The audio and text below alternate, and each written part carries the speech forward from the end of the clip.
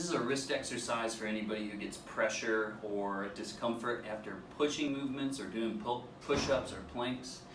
It's also good for people who don't have any pain in the wrist. If you have wrists, try this exercise. There's tons of bones in the wrists, and they like to be very spacious, utilized in as many different ways as possible, and they like a lot of input. The more input you give a joint, the better output you'll give it every time. So the goal of this exercise that I first saw in a parkour workshop, I believe, is to keep the rings of the wrists in contact with each other, and then we're rolling around the wrist. You'll go back and forth. I'd say maybe do 3 one direction and 3 the other direction. And I'm going to give you a few variables to play with. So the first 3 variables are speed. You're going to go really slow 3 times one direction. And I mean, when I say slow, you can go as slow as you can comfortably go. You can make it almost invisible and really try to keep that contact. The next one will be a medium pace, 3 times each direction,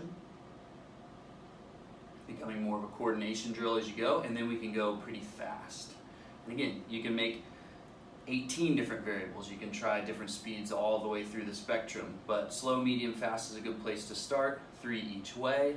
Try to build your speed without losing any contact with the wrist. It's always better to start slow so you can make sure you have the range of motion.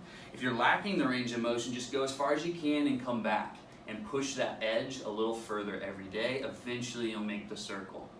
So the other variable you can do is pressure. So you can do all 3 speeds at a light pressure, medium pressure, or a really strong pressure. I really like to go really slow and with a lot of pressure. So you can really keep a lot of contact here. You can kind of find some shaking in here if you need to. Make sure we're breathing through the nose the whole time. Make sure the shoulders aren't up toward the ears. Keeping nice, good contact. So then you can keep really good pressure and go medium.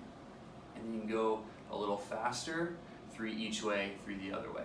Again, the pressures are variables, the speeds are variables.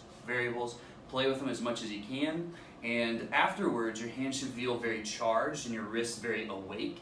And this is just very, very good for bulletproofing before workouts or doing after workouts to make sure you've kept your mobility.